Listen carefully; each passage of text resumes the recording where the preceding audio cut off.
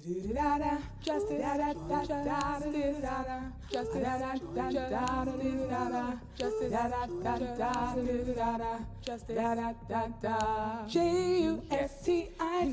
it's Justice with Jordan Simone.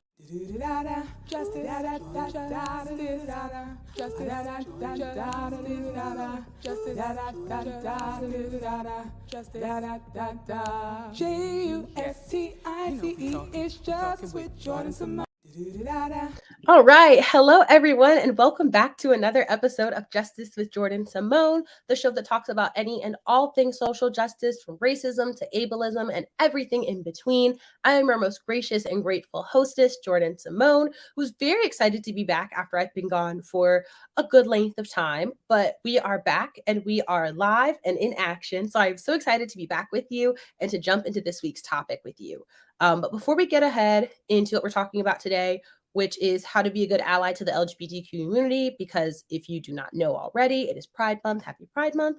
I do want to talk a little bit, just really briefly, about some of the things that have been happening in the news. Not only have I been gone for about a month or so, but there's just been a lot of happening in terms of news in the last couple of weeks. It's just been very action-packed. So first things first, I do want to offer my deepest and sincerest condolences and apologies to all of the families impacted by the over 215 mass shootings that have taken place since the beginning of this year, January 1st, 2022. That is 215 people impacted. That is 215 families, way more many lives than we're giving credit for, all shaped by these mass shootings. But I really want to take time and apologize and make space for the loss of life in Uvalde, Texas, and all of those young children who lost their lives due to senseless violence in Texas. And I want to offer those condolences as well to the families that lost their loved ones in the senseless racist shooting in Buffalo. So I just want to take time and offer my deepest condolences, my sincerest apologies. And I want to encourage us all to take a step beyond just offering our deepest hopes and prayers. We need real substantial change. We need real substantial action. It goes a lot further than just being, a mental health crisis or a conversation about masculinity and what that looks like. Resolving mass shootings and resolving gun violence on this scale is going to take a multifaceted approach. But the best thing we can do, the most efficient thing we can do, is push our senators and our people in government and really push them towards gun control, real safe gun control, because our rights to live free, safe lives, we're not afraid of sending our kids to school or going to the grocery store or going to the movies or going to the club or going to church or going anywhere at all, weighs way more than our right to bear arms, at least to the extent that we bear them now. So on that note, I'm offering my deepest condolences, but also encouraging each and every one of us to go out and really advocate for the change that we want to see. Additionally, on an unrelated but also very important note, if you haven't heard already, it does look like our Supreme Court is planning on overturning the Roe v. Wade verdict. And I just want to make it crystal clear that I stand with people's right to choose what they do with their own bodies. And I think it's important that all of us take that pledge and take that stance. Regardless of how you perceive Roe v. Wade, the beauty of Roe v. Wade was that it protected our ability to do what we deemed best for our bodies. And with that gone, it opens the avenue for other rights of ours to be taken away, from access to reproductive health, access to birth control, access to a whole host of other things. And so if this is a stance that you feel so moved on as I feel so moved on, please, please, please protest, advocate, pass the word on, do whatever we can to make sure that our right to choose and our safety is safe. That's the big stuff on that. Those are the big two I really wanted to touch on. Those are the two that have been weighing on my heart the most lately. So I really wanted to take some time and space and speak for that. That being said, we're going to jump right into this week's topic. We are talking about how to be a good ally to the LGBTQ community, which is something that I hold very near and dear to my heart, because if you did not know already, I am bi. I do identify as a bisexual woman. So I love Pride Month. Peep the makeup, peep the makeup. I worked very hard on it. Thank you. And one of the best things I always like to encourage people to do is to be a strong ally. A lot of us talk about, being an ally and supporting the people around us. And it tends to stop about as far as like we say it, like we say it out loud. Of course, I support my LGBTQ folks, and then we kind of leave it alone. And so today I really want to take the time and the space to talk about what it looks like to be a good ally to the LGBTQ community. So I have about, 10 little bullet points to talk about. Um, but if you have any questions, concerns, anything you want to drop in along the way, you are more than welcome to do so. I'm more than happy to answer any questions, but let's get into it. So the first thing I always say in being a good ally is you don't want to out people. If you don't know, coming out is when kind of something that I just did to all of you, where somebody who is a part of the LGBTQ community goes ahead and says that, I'm a part of the LGBTQ community and whatever that looks like for them. When somebody else takes that autonomy away from them, that decision to speak and come out on their own, that is called outing someone. If you didn't know, now you know. One of the best things you can do as an ally is just be super careful not to out anybody. So, if you and I were best friends, let's say, and I came out to you, but let's say my parents didn't know yet, it wouldn't really be great of you. It wouldn't be very cash money of you for you to then go tell my parents. Um, More often than not, this actually happens on accident. The best thing you can do though is to just ask. Like if you know someone who has, taken that step to confide in you and be honest with you can check in with them and see like, hey, like, is this like common knowledge, something that everybody knows? Do you want to like, stay between us? And make sure you can support them in their journey wherever they are along that path. Not all people in the LGBTQ community decide to come out. Some don't feel like straight people don't need to come out, so why do I? Some come out, step by step, person by person. That's kind of how my journey went. So just be really careful and be really mindful not to out people along the way. Um, Along those same lines, if you have any questions, ask people you trust, but ask people you trust that also trust you. Ask people who you would feel comfortable having those conversations with. If you are lost on anything, ask people that you feel like might answer, where you don't feel afraid or insecure to ask, and you don't feel like they would be hurt or offended by you asking. So if you have any friends in your corner, please ask them questions as you both see fit, if as you both see comfortable. You don't want to overstep those boundaries, but you do want to make sure you have that relationship with somebody, as you are working to be the best ally that you can be. Number 3, and this is a pretty big one, it's know your terminology. Also be open-minded when things change, but know your terminology. This is super, super important. And I don't mean, all like the little tips and tricks and like the little like slang terminology. I mean like the really important hard and fast stuff. Like what is the difference between gender and sexuality? Because gender, sex, and sexuality. And there is a difference between the three of them. And that's something that's very often overlooked. But there is a difference. And if you're wondering, a quick crash course. Um, Gender is how you identify within your own body. It's how you present yourself to the outside world. And so I identify as a woman. I use she, her pronouns, for example. I try to dress pretty stereotypically feminine. I have on shorts and a t-shirt today, but you see, I did my makeup super feminine. Today I have really long curly braids in. I present very feminine. That is part of my gender identity. Somebody else that might be a little bit more masculine. For somebody else, they might be, somewhere in that in between. That's where you get a lot of like your non binary friends from. Sexuality is who you are attracted to. So, I identify as bisexual. It has little to do with my own gender identity, but it does mean I'm attracted to, quote unquote, boys and girls, for example. And then there's sex, which is like your physical traits, physical attributes, chromosomes, hormones, genitalia. Goes a lot more than just, what's in your pants, but that's the difference between gender, sex, and sexuality. And that's just like a super easy blip into some of the terminology you want to know. Just do your best to know what terms people are using. Do your best to use inclusive language where you can. Ask questions if you don't know. Google. I hate to be that guy, but like if you don't know anybody, you can ask. Google's always free. And there's usually somebody who's willing to help out. So just try to stay on top of your terms at all times as best you can. On a very similar note, things are always changing in the LGBTQ community as we fight for our rights, as we fight for our own identities and self expression, as we try to figure that out and take the world alongside with us, things will change. Things will change often. I know that, in my own time, I guess learning about the LGBTQ community and learning about sexuality and gender expression and all those different things, when I was in elementary school, I want to say.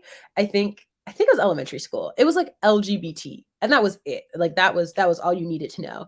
And then by the time I was in middle school, I think it was like LGBTQ, and then there was like the plus for a little bit, and then there was like not a plus, and then it was like LGBTQIA, AAAA, and there's a lot changing all the time. And so just keep an open mind to like what's changing, because it's changing even as I'm figuring it out, for sure. That's funny. I must be really old, Jordan, because it was L when I started. It was just one letter. So that's how old I am. Okay, don't do the math. I'm joking. It's not. I was like, all letters, just the L. We had a couple of inquiries on talk about, because we talked about what people can do to be an ally. Can we talk a little bit about what people on the LGBTQ side can do to help people be allies? Because I know one of the things that people will say is when they go to ask questions, I guess it depends on who you're asking, because some people get really aggressive.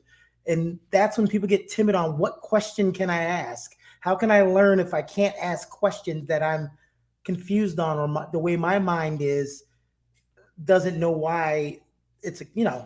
Yeah, no, that's a great question. That's something I talk a lot about on some of my other social media as well, because that's something I get a lot for. Like, I don't know what to ask, I don't know what to say. Plug it. What other social media? You can follow me on TikTok and Instagram at Jordan Simone, just like my username right over here, Jordan X dot Simone. That's me. That's my name. You can check me out on Instagram and TikTok, where I go over some of these very similar topics. But one of the best things you can do as a person in the LGBTQ community is, listen, be responsive, assume best intentions. Unless somebody has like given you proof otherwise that they're not in your corner offering your best interest, I always say go into those conversations with the same open mind that you want other people to go into them with. I treat this the same way I treat like white people asking questions about like racism.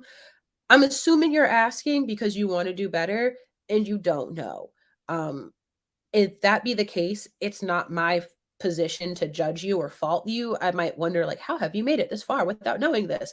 But I have to keep an open mind and remember that the same way I'm on my journey, other people are on their journey. And that's really important for the LGBTQ community to do, which is remember that, like, not everybody's in the same place as you. Not everybody has the same starting point. And so to answer those questions with as much respect and decency and kindness as you can, as hopefully the person who asks them asks with. That being said, that's also why I really stressed asking people that that you trust, that also trust you. I have some friends who I know they trust me because they just ask me any old thing, which is fine. But I don't know how much I would trust them if the positions were switched. I've just seen some, not questionable behavior, but like things that didn't make me feel 100% comfortable. I didn't always feel like they were in my corner. In my instances, I'm a pretty, flexible, go with the flow person. Maybe it's because I'm Aquarius, sun and moon, if you're into that kind of thing. But, I move on and keep it pushing. That being said, because the LGBTQ community and gender and sexuality are such unfortunately hot topics, but topics that are always putting us and our safety at risk, not all people are going to be so open-minded and flexible. If you've, shown your tail a few times too many, they might not want to engage in that conversation with you. They might not want that dialogue with you. That might be a bridge that you need to fix. And so while I encourage all people in this community to be open-minded when answering questions, I have to also remind people, like, ask people you trust that also trust you, that you have that relationship with. That will greatly decrease the odds that, you're going to get burned some point in that conversation. That being said, if you can't find anybody that you trust and you're not really sure where to go, like if you're sitting on Google and you're like knee deep in the Google search, you don't know where you're headed, there are tons of allies and advocates on the internet who make content much like mine, especially content that's more LGBTQ driven, that are also more than happy to answer questions. If you have any questions for me, you can always DM me. There are tons of other creators like me. So if you can't find it on your own, you don't have somebody in your corner that you feel like you can trust, if you're not really sure where to start that process, to have people in your community that you feel like you can trust that trust you, shoot us a DM, message someone you know, send an email. There are people in your corner because we all want to get to that place of community and harmony. So, so yeah. Something else on our list on a very similar train of thought. When people, answer your questions, or when people give you feedback, when you get some pushback from something, accept it gracefully, apologize if need be, and then let it go. A lot of times we are so wrapped up in like not wanting to hurt people or hurt anybody's feelings that we just apologize and apologize and apologize. Instead of doing that, just go ahead and say like, oh my gosh, I didn't know, I'm so sorry, wrap it up and move on. That way, the person who checked you doesn't feel guilty for checking you. It kind of makes that whole exchange a little easier. Additionally, don't ask any questions you wouldn't feel comfortable answering yourself. Just general rule of thumb. If you don't want somebody asking what's in your pants, maybe don't ask what's in somebody else's, just for example. But again, I just really want to emphasize, keeping an open mind, being open to these conversations. The only gay agenda is one where we are all safe and happy and loved. And so really that's how to be a good ally, or at least that's really like the foundations for being a good ally. Also, support small businesses. Capitalism only wants us for our coin. Small businesses actually want to support you and me. So that's the best way to be a nice, happy, healthy LGBTQ ally. I think that's awesome. I always, you know what, I liking it, and I know people hate when you make comparisons with LGBTQ and race, but it's the same thing. Stop and ask yourself, why do I hate this person that I don't know or never met, and try to use some other reason besides religious, or because someone told me that you have. Really look in yourself and think about it. Yeah. That's one of the things that people can do as well. Jordan, people love your long form. This is awesome. Thank you. You've been trying to get on the lives so long to give these wonderful people a show on that. Now, here's one of the things you were talking about is ask people that you're comfortable with. So you start with those friends that you know, or family members. It's kind of hard to ask strangers. That's if you even are on good terms with the ones in your family or friends that are like that. And the one thing I always like to tell people is, you talked about coming out earlier. I always tell people, someone does that and comes out to you, you're not understanding how much they value you as a friend to tell you that. And then for you to go tell other people, you're not understanding the value that person saw in you with the friend. So right. I wanted to add that to what you said. Yeah, absolutely. Yes. So what is on the agenda for Pride Month? So this Pride Month, if you haven't heard, unfortunately, I did catch COVID. So right now I'm trying to get over that before I make any hard and fast plans. Luckily, I haven't coughed over the course of this broadcast, but like maybe 10, 15 minutes before I got on, I was FaceTime with my friend. I had a gnarly cough. So I'm going to focus on getting over that first. And then hopefully by the time I'm good and healthy again, it'll be time for Pride. I'm located in North Carolina, and usually Raleigh, our capital, Greensboro, the city I'm in, and then Durham, kind of like the city in the middle, all do Pride back to back to back weekends. So my goal is to go to Pride back to back to back. On a virtual sense, I'm planning on doing a series of mini series. So this upcoming week, I plan on doing a different LGBTQ makeup look every day, probably starting today and then into next week. Because I'm really, once again, flexing the makeup. I'm really feeling this look. And then I plan on focusing on highlighting different LGBTQ authors, because I think that's a really big deal since I'm getting my master's in poetry. After that, I'm thinking of doing an LGBTQ terms crash course. So if you have any questions on terminology, that is your week to shine. That is your week to ask questions, because I will be taking on all the vocab. And then the last week, mystery box. Who knows? Ooh, mystery box. Mystery box. We'll get some catching up on that. And Jordan is a trooper. So sorry that you had COVID. Glad you're getting over it. I wanted to get you on here so bad. You're like, John, I can't talk. I was like, I'll do the voiceover. You just be on camera. She's like, no, we're not doing that. Your voice is horrible. No, she didn't say that to me. I didn't say that. She's a trooper. We're glad to have her back. And everyone tune in for much, much short. And those of you who watched the conversation earlier and saw Harold, and also prison reform, and saw Harold, who is the South Miami NAAC VP Vice President, we're definitely going to get him on here to talk to Jordan, and we'll promote that. All right. Jordan, I'll let your awesome self take us on out. All right. Thank you all very much for tuning in. Have a happy Pride Month. And for this real quick mental health minute, say no to something. We tend to overextend ourselves. I have a tendency to overextend myself. COVID made me stop. Don't get that far. Go ahead and say no to something. Put your mental health first. Wear your mask. Stay 6 feet apart. Have a very happy Pride. And I will talk to you all again very, very soon. Thank you so much for tuning in with Justice with Jordan Simone. I'm going to say no to healthy food.